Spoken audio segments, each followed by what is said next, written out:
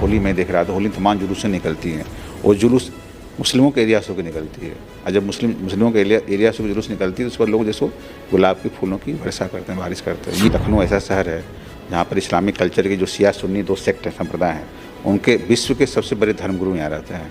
चाहे मौलाना कल्बे जब्बाद हो जो कि शिया के धर्मगुरु हैं, और मौलाना खालिद रशीद फिरंगी महली जो सुन्नी के धर्मगुरु हैं, वो यहीं रहते हैं। लखनऊ को सुगम यातायात देने के लिए, हैसल फ्री ट्रैफिक देने के लिए क्या प्लान है? कंफर्टेबल सिचुएशंस में काम नहीं कर पा रहे हैं या कहीं कुछ ऐसी विसंगति है कि वो जहां अपनी बात कहना चाहते हैं कह नहीं पाते, इसलिए कमज़ोर लोगों पर चिल्ला के अपना फ्रस्ट्रेशन रिलीज़ करते हैं? वो आप सही कह रहे हैं, ओवरबर्डन है वो, हमसे वीडियो कॉल करें। और जैसे आपने वीडियो कॉल किया, सामने वो लड़की है, कोई लेडी न्यूड दिखेगी, वो वीडियो बन जाएगा ऑटोमेटिक। बाद में उस वीडियो की कॉपी भेज करके आपको ब्लैकमेल किया जाएगा, आप इतना पैसा मांगेंगे।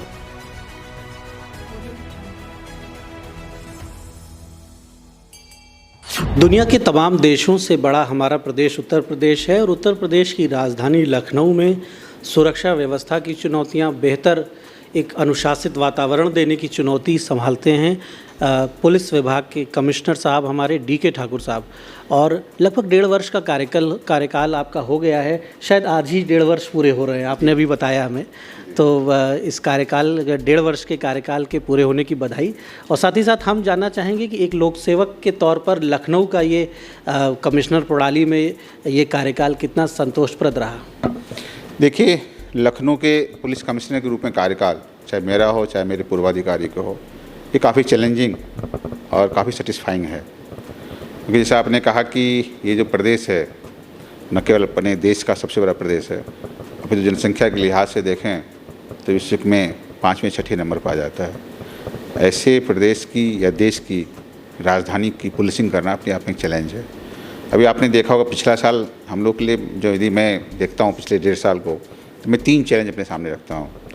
सबसे बड़ा चैलेंज हम लोग सामने कोविड था, कोविड खासकर सेकेंड फेज। दूसरा चैलेंज हम लोग सामने किसान आंदोलन एवं उसके साथ साथ अन्य राजनीतिक पार्टियों का आंदोलन था। तीसरा विधानसभा चुनाव और विधानसभा चुनाव के पूर्व तमाम राजनीतिक गतिविधियाँ थी। इन सारी चैलेंजेस को हम लोगों ने लखनऊ पुलिस कमिश्नरेट ने काफ़ी सफलतापूर्वक सामना किया और आज हम आपके सामने हैं। अभी आपने देखा होगा पहली बार जैसो जब कोविड संक्रमण समाप्त हुआ तो पहली बार जैसो रमज़ान का त्यौहार पूरे उल्लास के साथ मनाया गया। रमज़ान में अभी जो हमारे यहाँ 19वीं और 21वीं तारीख की जुलूस होती है, उसमें काफ़ी तादाद में लोग निकले। इतनी तादाद में लोग पहले नहीं निकलते थे और सारा कुशलतापूर्वक संपन्न हुआ। इतना कुशलतापूर्वक संपन्न हुआ कि उनके लोग, मुसलमान लोग, उनके मौलाना, उनके धर्मगुरु हमारे पास आए, उन्होंने हमें बधाई दी। आज आप शहर में घूम रहे होंगे, आज देखा होगा आपने 2 साल के बाद कोविड चैलेंज कर पहली बार बुढ़वा मंगल हो रहा है, सब लोग खुद के सामने आ रहे हैं। तो पुलिस कमिश्नर की चैलेंजेज है जिसको हम लोग बखूबी निभाने की कोशिश कर रहे हैं।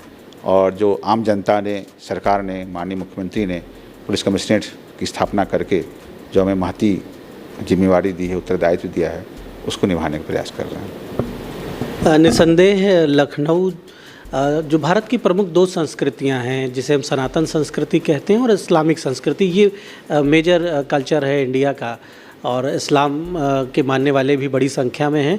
तो लखनऊ में ये दोनों संस्कृतियां अपने प्रबल रूप में दिखती हैं। बड़ा मंगल हो चाहे और दूसरे हिंदू फेस्टिवल्स हों और जितने भी इस्लामिक फेस्टिवल्स हैं, रिचुअल्स हैं, उनमें भी लोग बढ़ चढ़ कर हिस्सा लेते हैं। ऐसे में एक बहुत बड़ी जनसंख्या को अनुशासित रखना और सुरक्षा के साथ जो सहूलियत हैं उनके साथ इन त्योहारों को संपन्न करा देना एक बड़ी जिम्मेदारी होती है पुलिस प्रशासन के लिए। कमिश्नर साहब, इधर 1.5 वर्षों का जो कार्यकाल रहा, लखनऊ में निरंतर जनसंख्या बढ़ रही है। उत्तर प्रदेश के लोगों के सपनों के 2 केंद्र अगर यूपी के अंदर माने तो एक केंद्र होता है NCR नोएडा की और दूसरा केंद्र सपनों का लखनऊ हो जाता है। तो उत्तर प्रदेश के तमाम जनपदों से लोग यहाँ रहना चाहते हैं, बसना चाहते हैं। लखनऊ का लगातार शहरीकरण हो रहा है, भीड़ बढ़ रही है। लखनऊ का जो अर्बनाइजेशन बढ़ रहा है, शहरीकरण बढ़ रहा है, उसके लिहाज से आप यहाँ पर पुलिसिंग के विस्तार की क्या ज़रूरतें देख रहे हैं? मैं आपकी पहली वाली बात को आगे बढ़ाते हुए फिर इसका जवाब दूंगा। जो आपने कहा कि जो तमाम 2 कल्चर हैं, हिंदू कल्चर का स्थान है, सनातन संस्कृति है, साथ साथ इस्लामिक कल्चर भी है। आपने देखा होगा, आप जानते ही होंगे और आपके सारे श्रोता जानते होंगे, लखनऊ ऐसा शहर है जहाँ पर इस्लामिक कल्चर के जो शिया सुन्नी 2 सेक्ट हैं, संप्रदाय हैं, उनके विश्व के सबसे बड़े धर्मगुरु यहाँ रहते हैं। चाहे मौलाना कल्बे जब्बाद हो जो कि शिया के धर्मगुरु हैं, और मौलाना खालिद रशीद फिरंगी महली जो सुन्नी के धर्मगुरु हैं वो यहीं रहते हैं। यही लोग पूरे देश भर में ये भी अनाउंस करते हैं कि कब ईद होगा, कब मुहर्रम होगा, कब चाँद देखा गया, नहीं देखा गया। और वो न केवल जैसो देश के मुद्दों पर बोलते हैं, पर अंतर्राष्ट्रीय मुद्दों पर ही बोलते हैं। तो उन ऐसे शहर को, कैपिटल को पुलिसिंग करना एक अलग चैलेंज होता है, लेकिन यहाँ की खासियत है। और यहाँ के लिए मैं यहाँ के आम जनता को, मीडिया को, सबको मैं साधुवाद देना चाहूँगा कि जो यहाँ गंगा जमुनी तहजीब है सबको सब लोग बखूबी निभाते हैं। आप अभी देखा होगा, आपने होली में देख रहा था, होली में तमाम जुलूसें निकलती हैं और जुलूस मुस्लिमों के एरिया से होकर निकलती है। और जब मुस्लिमों के एरिया से जुलूस निकलती है तो उस पर लोग जैसो गुलाब के फूलों की वर्षा करते हैं, बारिश करते हैं। ये यहाँ गंगा जमुनी तहजीब है। गुरुआ मंगल हो रहा है, सब लोग आते हैं, सब लोग खाते पीते हैं। इसी गंगा जमुनी तहजीब के कारण ही हम लोग सारा त्यौहार सकुशल संपन्न करा पा रहे हैं। मैं आपको बताना चाहूँगा, आप श्रोता जानते भी होंगे, मैं अभी 18 महीने से यहाँ कमिश्नर हूँ। इससे पहले भी 10 से 11, 12 में 17 महीने SSP रह चुका हूँ। मैंने यहाँ देखा है, यहाँ इस तहजीब को देखा है। और यदि पुलिसिंग सफल होती है तो उसमें आम नागरिकों का सहयोग भी हमारे लिए बहुत महत्वपूर्ण होता है। हाँ, हम अपनी तरफ से ये कोशिश करते हैं, आम नागरिकों को ये विश्वास दिलाने की कोशिश करते हैं, ये कंसेप्ट देने की कोशिश करते हैं, ये कन्विक्शन देने की कोशिश करते हैं कि पुलिस आपके साथ है। पुलिस ये सुनिश्चित करेगी कि आपके साथ कोई अन्याय ना हो। पुलिस ये सुनिश्चित करेगी कि हमारा कार्य, हमारा एक्शन निष्पक्ष हो, पक्षपात रहित हो। हम किसी जाति, किसी धर्म, किसी समुदाय, किसी पार्टी के प्रभाव में ना आकर के सबको बराबर करें। ये हमारा चैलेंज रहता है, इसको हम लोग करते हैं। जहाँ तक लखनऊ चैलेंज की बात करना चाहूँगा मैंने जो पिछले 18 महीने में देखा, 2-3 चैलेंजेस इमर्ज होते हुए देखे जो पहले मैंने नहीं देखा था और मुझे आश्चर्यजनक लगा भी। सबसे पहला चैलेंज मुझे ये जो अब साइबर क्राइम बढ़ रहा है, सबसे मोस्ट चैलेंज है और मुझे लगता है ये बढ़ेगा, आगे बढ़ता रहेगा। और उसकी वजह ये है कि हमारी जो ऑनलाइन एक्टिविटी है वो धीरे धीरे बढ़ती जा रही है और उसको हम लोग रोक नहीं पाएंगे। आज के डेट में देखेंगे, आज आपके हमारे सारी एक्टिविटीज़, फाइनेंशियल एक्टिविटीज़ खास करके ऑनलाइन हो गई हैं।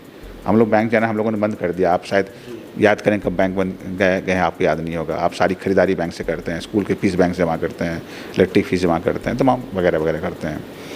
तो वो जो आप यूज़ कर रहे हैं तो लोग उसको हैक करने की कोशिश करते हैं, लोग आपकी कमजोरी का फ़ायदा उठाने की कोशिश करते हैं। वो लोग फाइनेंशियल फ्रॉडस्टर्स जैसे आपको कॉल करके, आपको OTP लेकर के, आपका पासवर्ड लेकर के, आप पिन लेकर के पैसे विड्रॉ करने की कोशिश करते हैं। तो ये तो संभव नहीं है कि आप ऑनलाइन एक्टिविटी ना करें। ये तो संभव नहीं है कि आप वापस बैंक में जाने लगें।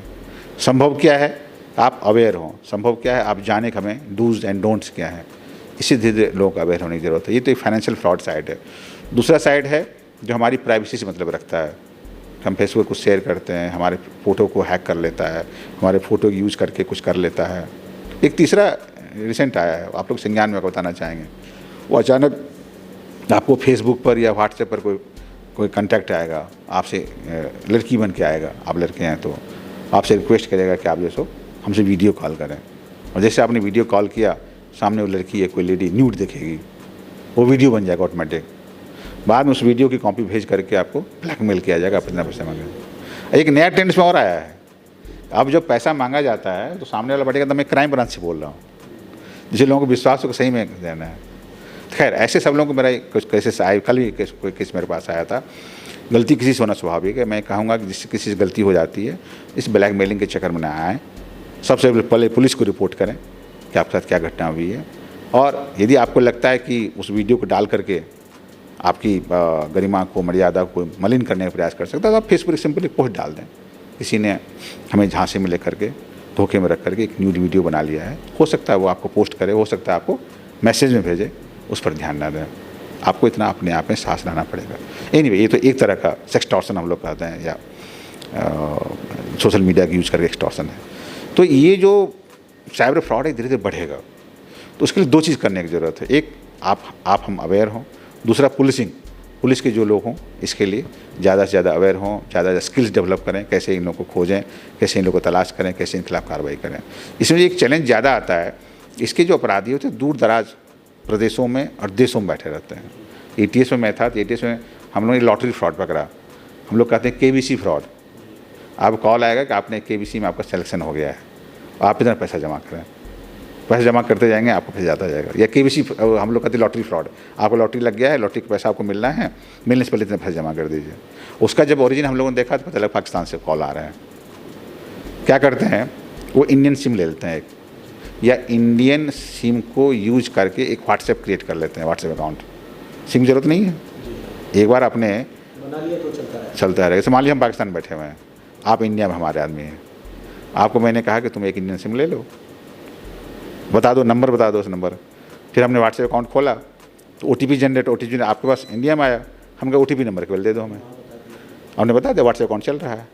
अब इंडिया में किसी के पास कॉल आ रहा है, वो समझ रहा है कि इंडिया ने कोई कॉल कर रहा है, उसको क्या पता पाकिस्तान से कॉल आ रहा है। एनीवे, तो ये भी फ्रॉड चल रहा है। इससे फ्रॉड आते रहेंगे, चलते रहेंगे, इससे हमको संभलने की ज़रूरत है, इस पर काम करने की ज़रूरत है। तो ये एक साइबर फ्रॉड एक है जो इमर्जिंग चैलेंज है। तो हम ज़रूर चाहेंगे कि आप बताएं दर्शकों को कि लखनऊ को सुगम यातायात देने के लिए, हैसल फ्री ट्रैफिक देने के लिए क्या प्लान है? देखिए, जब भी हम लोग ट्रैफिक की, स्मूथ ट्रैफिक की या ट्रैफिक मैनेजमेंट की बात करते हैं तो हम लोग को शुरू से बताया था EEE है, ट्रैफिक के साथ EEE जुड़ा रहता है। एक E है एजुकेशन, दूसरा है इन्फोर्समेंट और तीसरा है इंजीनियरिंग। तो एजुकेशन तो हम लोग एजुकेट करते हैं लोगों को कि साहब आप ट्रैफिक के रूल्स को फॉलो करें। एक चेंज जरूर लखनऊ में आया है, जब से आपने देखा कि हमारे यहाँ सिग्नलिंग सिस्टम हुआ, ITMS integrated traffic management system लागू हुआ है, कैमरे ऑटोमेटिक चालान करना शुरू किए हैं। तो जहाँ जहाँ कैमरे लग गए हैं, जहाँ जहाँ सिग्नल सिस्टम हो गया, वहाँ ट्रैफिक बहुत हद तक काफ़ी स्मूथ हुआ है। जहाँ नहीं हो पाया, खासकर ओल्ड सिटी में, वहाँ पर सिग्नल सिस्टम आने की ज़रूरत है, वहाँ भी काफ़ी स्मूथ होगा। ये तो एजुकेशन की बात है। अब लोग फॉलो करने लगे। जब शुरुआत में लगा था तब लोग उसको फॉलो नहीं करते थे, वायलेट करते थे, निकल जाते थे आगे। तो ये एजुकेशन धीरे धीरे हम लोग आगे, हम लोग भी तमाम साल भर में तमाम ट्रैफिक मंथ चलाते हैं, ट्रैफिक वीक आते हैं, ट्रैफिक अखबार आता है, हम लोग स्कूल में जाते हैं, कॉलेज में जाते हैं, लोगों को बताते हैं, तमाम चौराहे हैं वहाँ पर हमारे PA सिस्टम लगातार बताते रहते हैं। ये तो एजुकेशन हुआ। इन्फोर्समेंट हमारे यहाँ की, जब आपने ट्रैफिक रूल को वायलेट किया तो हम आपका चालान करेंगे, आप कोर्ट में जा करके उसका निपटारा करें या उसका सम्मान शुल्क दें, पनिशमेंट दें, वो होता है। कि सबसे ज़्यादा जो ज़रूरी है वो है इंजीनियरिंग, क्योंकि शहर में जो स्थान है, रोड है, वो सीमित है, ट्रैफिक दिन बढ़ता जा रहा है, जनसंख्या बढ़ती जा रही है। तो उसको करने के लिए शहर में तमाम जैसे फ्लाईओवर बन रहे हैं, धीरे धीरे बन रहे हैं। अभी हम लोगों ने देखा, अभी कल भी हम लोग जब PM आ रहे थे, ऑनरेबल PM आ रहे थे, हम लोग ये डिस्कस कर रहे थे। 2 दिन हम लोग उधर से रास्ते में गए, आप अहिमा मऊ पुल देख रहे होंगे, तो हम लोगों ने काफ़ी इसकी शिद्दत महसूस की कि अहिमा मऊ पुल से जो इधर आना चाह रहा है, शहीद पथ से अहिमा मऊ होते हुए जो हजरतगंज साइड आना चाह रहा है, उसके लिए ऊपर क्यों नहीं फ्लाईओवर बना दिया जाए। अभी हम लोग क्या करते हैं, शहीद पथ से आते नीचे उतरते हैं, फिर इसमें शाम होते हैं। फिर आपने देखा अहिमा मऊ कंजेस्टेड एरिया है, अर्जुनगंज कंजेस्टेड एरिया है, तो क्यों ना ऊपर से एक फ्लाईओवर बनाया जाए जो कि अर्जुनगंज से क्रॉस करके जो वो फ्लाईओवर नया शुरू होता है वहाँ तक चला है। तो ये इंजीनियरिंग है। या इंजीनियरिंग पर हम लोग ये काम कर रहे हैं कि हमारे माननीय रक्षा मंत्री जो यहाँ के सांसद भी हैं, तो ये व्यवस्था करवा रहे हैं कि एक पुणे की एक फर्म आने वाली है जो कि पूरे ट्रैफिक सिस्टम की स्टडी करेगी, स्टडी करके हमें सजेस्ट करेगी क्या क्या करने की ज़रूरत है, इंजीनियरिंग हिसाब से क्या क्या करने की ज़रूरत है, इन्फोर्समेंट करने की क्या क्या ज़रूरत है, कहाँ कहाँ सिग्नल सिस्टम लगाने की ज़रूरत है। अब जैसे ITMS में हम लोग सिग्नल सिस्टम लगा दिया, ITMS में सिग्नल सिस्टम का अल्टीमेट ये है कि वो ऑटोमेटिक होना चाहिए। ऑटोमेटिक होना चाहिए कि ऑटोमेटिक वो पहले रीड करे कि कहाँ कितना ट्रैफिक फ्लो हो रहा है, उसके अनुसार वो रेड येलो होता रहे। अभी क्या हो, मैनुअल है, मैनुअल हम लोगों ने फिक्स कर दिया है कि वो 2 मिनट रहेगा या 3 मिनट रहेगा, 1 मिनट रहेगा। तो ये सब काफ़ी अपग्रेडेशन की ज़रूरत है। तो हम लोग जहाँ ट्रैफिक पुलिस का डिप्लॉयमेंट कर रहे हैं, इन्फोर्समेंट कर रहे हैं, एजुकेट कर रहे हैं, उतना ही या उससे कभी कभी ज़्यादा ज़रूरत इस बात की है कि हमें इंजीनियरिंग करने की ज़रूरत है, और ये इंटर डिपार्टमेंटल कोऑर्डिनेशन की बहुत ज़रूरत है। CP साहब, जो मूल पुलिसिंग के कार्य हैं, इंटेलिजेंस को डेवलप रखना, कुछ घटनाएं होने के बाद त्वरित कार्रवाई, और कुछ इस तरह से काम करना कि बड़ी घटनाओं को होने से ही रोक दिया जाए, जैसे प्रिवेंटिव एक्शंस आप लोग लेते हैं। तो लखनऊ में संवेदनशीलता का स्तर अपराध की दृष्टि से कम हुआ है, बढ़ा है? क्योंकि शिक्षा तो बढ़ रही है, जागरूकता तो बढ़ रही है, कहने को तो हम सभ्य हो रहे हैं, लेकिन जो डेटा है क्राइम का वो बताता है कि सभ्य होते होते हम सभ्य भी हो रहे हैं, लेकिन स्वार्थ या अन्य कारणों में हम कहीं ना कहीं अपराध की ओर भी बढ़ रहे हैं।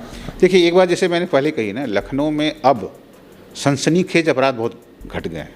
हाँ, जैसे मैंने कहा, फ्रॉड वाली घटनाएं हैं, रोज़मर्रा वाली घटनाएं हैं, कुछ मर्डर हो जा रही हैं जो कि आपस में दुश्मनी कारण है, या पैशंस के कारण है, या आपस में जो अपने अफेयर्स हैं उसके कारण हो रहे हैं। तो उस तरह की घटनाएं ना के बराबर हैं। जो हमने देखा, जो अपराध को कम करने में या अपराध को तुरंत सॉल्व करने में या आम जनता का विश्वास करने में जो चीज़ हमें मिली है, वो सबसे बड़ी चीज़ ये है कि हमें आम जनता को ये विश्वास दिलाना, आम जनता का ये विश्वास होना कि उनकी शिकायत पर निश्चित कार्रवाई होगी। देखिए, अखबार में, TV पर ये खबर चलती है कि अपराध हो गया, तो वो खबर सनसनीखेज नहीं बनती है। वो खबर सनसनीखेज तब बनती है कि यह अपराध घटित हो गया, पुलिस 3 घंटे से मौके पर नहीं पहुंची। यह अपराध घटित हो गया, पुलिस मुकदमा लिखने में हीला हवाली कर रही है। यह अपराध घटित हो गया, पुलिस मुलजिम को किसी के प्रभाव में आकर के गिरफ्तार नहीं कर रही। तो हम लोगों ने जब से मैं कमिश्नर बना, मैंने पहला ही काम ये किया। अब तो सोशल मीडिया काफ़ी एक्टिव है, हमारे पास ही 3-4 मीडिया के ऐसे ग्रुप हैं जिसमें हमें सब पता चलते रहते हैं कहाँ क्या हो रहा नहीं हो रहा है। तो हमने यही कोशिश की कि कहीं से कोई घटना, छोटी घटना सूचना मिलती, तुरंत अपने जो सीनियर अफसर मैं इनको एक्टिवेट करता हूँ, तुम बताओ क्या मामला है। I don't leave it to my sub inspector और SHO अपना वर्जन कहेगा, उसको हमेशा क्रॉस वेरीफाई करते हैं। तो जब तक वो घटना या घटना संबंधी सूचना वायरल होने का रूप लेती है, तब तो हम सारी कार्रवाई कर चुके होते हैं। पुलिस के लिए आम जनता के लिए सबसे बड़ी राहत तब होती है, 80% राहत उनको तब मिल जाती है कि उनके साथ घटना हुई, पुलिस मौके पर पहुंच गई, पुलिस तत्काल संज्ञान लिया, पुलिस ने मुकदमा लिख लिया। 20% ये होती है तफ्तीश समय से कर लिया, जो सही अभी तो गिरफ्तार कर लिया, चार्जशीट कर दी। हैप्पी।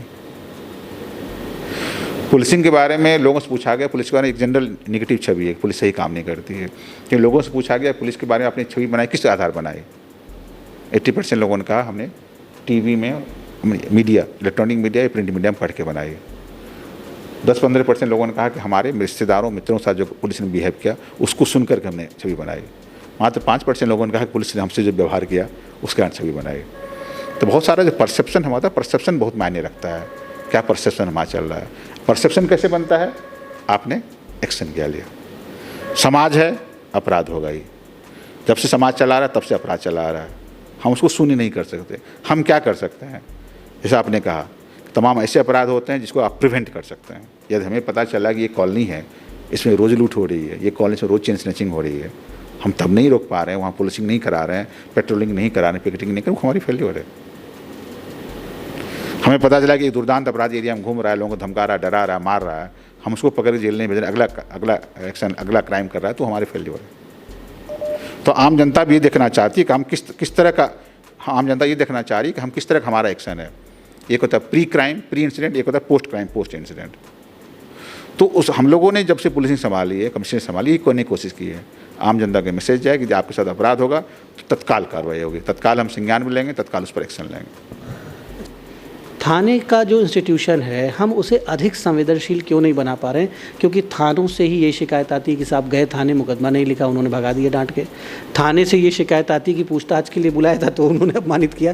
थाने जो आपके वर्किंग हैंड है, या मैं कहूँगा कि पुलिस के जो फिंगर्स, तो ये जो फिंगर्स हैं, कई बार ये फिंगर्स जो हैं आम आदमी के लिए भी सॉफ्ट नहीं हैं। थानों का अनुभव लोगों का कड़वा अभी भी है। लोग थाने जाने में अपनी डिग्निटी को, लोगों को लगता है कि वो थाने जा रहे हैं किसी काम से तो अपमानित होने की संभावना ज़्यादा है।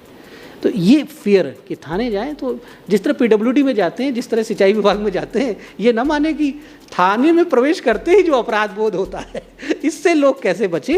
ये माने कि थाना भी एक गवर्नमेंट डिपार्टमेंट है, सज्जनों के लिए कम से कम। दुष्टों के लिए ठीक है, दुष्टों के लिए थाना एक कठोर स्थान होना चाहिए, लेकिन सज्जन के लिए कम से कम। और जो आपने बताया कि FIR से लेके क्वालिटी इन्वेस्टिगेशन, विवेचना, बरामदगी, गिरफ्तारी, ये छोटे छोटे जो मसले रोज़ आपको सुनने पड़ते हैं। मैक्सिमम एप्लीकेशन उस तरह की आती हैं जो दरोगा जी के लेवल पर ही जिनका उचित निष्पादन हो सकता है, यदि दरोगा जी संवेदनशील हैं तो ये दरोगा जी वाला जो इंस्टीट्यूशन है, इसको हम और कैसे बेहतर करें, इसे एज अ होल देखा जाए, क्या सुधार किया जाए, उनकी क्या प्रॉब्लम है, उनकी भी सुनी जाए और दोनों पक्षों को सुनकर एक समाधान इसका कि जो लागू हो सके नीचे और जिसका रिजल्ट समाज को मिल सके। आप सही कह रहे हैं। देखिए, ये दरोगा जो इंस्टीट्यूशन है या थाना इंस्टीट्यूशन है, ये इवॉल्व कर रहा है और ये मुग़लों काल से, अंग्रेज़ों काल से आ रहा है। आपने थाने की तुलना PWD या पंचायत कार्यालय से की। मैं आपकी बात से सहमत हूँ, PWD या पंचायत कार्यालय में जाते हैं, हमें भय नहीं होता है, लेकिन आप ये भी नहीं कह सकते कि वहाँ जाने से आपका काम हो जाता है। एनीवे, जो पुलिस है वो राज्य का या सरकार का एक एक्टिव अंग है, वो फोर्सफुल अंग है, दंडात्मक अंग है। पुलिस को मित्रवत होना चाहिए, मैं आपसे बात से सहमत हूँ, कम से कम सज्जनों के लिए। देखिए, होता क्या है, जैसे मान लीजिए मेरी आदत, यदि भले हम सज्जन आदमी हैं तो हम सबके साथ सज्जन होंगे, यदि हम दुष्ट हैं तो सबके साथ दुष्ट होंगे। आपने देखा होगा, आप साइकोलॉजिकल स्टडी करेंगे, देखेंगे, यदि किसी की ज़ोर से बोलने की आदत है तो सबके साथ ज़ोर से बोलता है। वो ये नहीं देखता है कि अपना है, पराया है, दुष्ट है, सज्जन है। आपकी बात आइडियली बहुत सही है, होनी चाहिए, और हम लोग उसके लिए प्रयास भी करते हैं, लेकिन हम लोग उसको पा नहीं पाए हैं। आखिर ये हमें आपको ये सोचना पड़ेगा कि थाने में जो लोग बैठे हैं, जो पोस्ट हैं, वो दरोगा हैं, इंस्पेक्टर हैं, सिपाही कहाँ से आए हैं? हमारे आपके बीच से आए हैं। आप पत्रकार हैं, मैं IPS हूँ, हमारा कोई न कोई भाई बंधु वो थाना में सिपाही बना हुआ, दरोगा बना हुआ, कोई परमानेंट तो आया नहीं हुआ। हर एक साल जैसे हज़ारों दरोगा रिटायर होते हैं, हज़ारों दरोगा नहीं चुने के जाते हैं। अभी हमारे ज़िले में 200 दरोगा नहीं आए हैं जो ट्रेनिंग ले रहे हैं। एनीवे, उस पर मैं नहीं जाऊँगा, उसमें मैं डिफेंड भी नहीं कर रहा हूँ। हमें आपको सोचना पड़ेगा आखिर वो इंस्टीट्यूशन ऐसा क्यों काम कर रहा है, क्या दिक्कत है, क्यों ऐसा बन रहा है। इस पर काफ़ी स्टडी हुई है, काफ़ी लेख लिखे हैं, काफ़ी आर्टिकल हुए हैं, काफ़ी आप लोगों ने TV में डिबेट की है। उनका जो वर्किंग एनवायरनमेंट है, जिनके बीच रहना पड़ता है, वो उनको धीरे धीरे वो बना देता है। मैं जब IPS बन रहा था तो मेरे एक कजिन थे, उनको बड़ा दुख हो रहा था तुम IPS मत बनो। तो उनका दुख ये था कि तुम IPS बनोगे तो तुम्हें गाली गलौज करने की आदत पड़ जाएगी, तुम घर परिवार में से बिहेव करने लगोगे। तो खैर बाद में 10 साल बाद मिले, तुम संतुष्टि देगी नहीं, तुम ऐसे नहीं बन पाए, वो अलग बात है। लेकिन होता है कि हम जिस माहौल में काम करते हैं वैसे धीरे बने से। कोई फैक्ट्री में काम करता है, फैक्ट्री में बड़ी तेज़ मशीन चलती है, यदि 8 घंटे काम करते हैं तो फैक्ट्री में एक दूसरे से बात करने को जोर जोर चिल्ला के बोलना पड़ता है। मुझे पता है कि ये सामने ऐसे बोलेगा नहीं, घर आके बोलते हैं तो भी जोर जोर चिल्ला के बोलते हैं, क्योंकि 8 घंटा वहाँ बोलें, 4 घंटा घर में वही बोलेंगे। थाने वाले क्या है, थाने सवेरे से लेकर शाम तक गुंडों से, अपराधियों से, मवालियों से डील करता रहता है। तो उसको लगता है कि हम तरीके से बोलेंगे तो वो उसको डर ही लगेगा, इसलिए सुनेगा ही नहीं। मुझे मेरे बहुत सारे मित्र, हमारे रिश्तेदार मिलते हैं, मुझे कहते हैं यार तुम पुलिस कमिश्नर कैसे हो, तुमसे लोग कोई डरता ही नहीं। कैसे डरता, कोई डरता ही नहीं होगा। तो हमारे आपके बीच में एक कंसेप्ट यही बन गया है, यदि आदमी जोर से नहीं बोल रहा, चिल्ला के नहीं बोल रहा है, इसका मतलब है कि उससे कोई नहीं डरेगा। ये भी कंसेप्ट हटने की ज़रूरत है। किसी को डरना इससे नहीं चाहिए कि हम चिल्ला के बोल रहे हैं, किसी को इससे नहीं डरना चाहिए कि हम गाली दे के बोल रहे हैं, किसी को डरना इससे चाहिए कि हम सही एक्शन लेंगे। तुम गलत किए, तुम्हारे खिलाफ कार्रवाई जरूर करेंगे। तो एक तो ये वजह है कि इनके बीच वो उठ बैठ रहा है। एक वजह ये है कि उसके रहने कंडीशन क्या है, क्या उसको ठीक से रहने की सुविधा मिल रही है, क्या उसकी वर्किंग कंडीशन। इसलिए मैंने एक बात शामिल की थी कि उनकी भी सुनी जाए, उनकी सुनी जाए। ऐसा तो नहीं कि वो 150 विवेचनाएं कर रहे हैं, ओवरबर्डन है वो, या और दूसरे पहलू हैं, उनके पास रहने का स्थान नहीं है, वो कंफर्टेबल सिचुएशंस में काम नहीं कर पा रहे हैं, या कहीं कुछ ऐसी विसंगति है कि वो जहां अपनी बात कहना चाहते हैं कह नहीं पाते, इसलिए कमज़ोर लोगों पर चिल्ला के अपना फ्रस्ट्रेशन रिलीज़ करते हैं। वो आप सही कह रहे हैं, ओवरबर्डन है, लेकिन तमाम चीज़ें हैं। तो जो मैंने शुरू में कहा था पुलिस कमिश्नर जो हम लोग करने की कोशिश कर रहे हैं, उसी करने को मैंने हल्का सा हिंट दिया था आपको। पुलिस कमिश्नरेट में जैसे मैं यहाँ SSP था तो मेरे पास क्या ऑफिसर्स थे, 8 एडिशनल SP थे, 4 एरिया के थे, 4 साइड के थे, और नीचे CO थे। सब जगह मुझे भाग के जाना पड़ता तो मैं दिखा नहीं पड़ता था। आज मैं कमिश्नर हूँ, मेरे अंडर 2 IG हैं, 10 SP हैं, तो मैं हर एक चीज़ को मैं क्रॉस चेक कर सकता हूँ, करा सकता हूँ। तो मैंने ऑफिसर ओरिएंटेड पुलिसिंग लाने की कोशिश की है। थाना जाता आदमी, लेकिन जब मेरे पास ऑप्शन नहीं तो मैं क्या करता, बार बार उसको थाने ही भेजता था। अच्छा देखो दोबारा देख लो, मैं सोच रहा था। अभी दोबारा देखने में थाने नहीं भेजता हूँ, दोबारा मैं अपने ऑफिसर को भेजता हूँ। और जब थाने वालों को ये समझ में आ गया है, कि हम गलती करें तो ऑफिसर चेक कर लेगा, तो धीरे धीरे उनमें सुधार आता जा रहा है। ये फिर एक बड़ा एम्पिरिकल स्टडी करने की जरूरत पड़ेगी।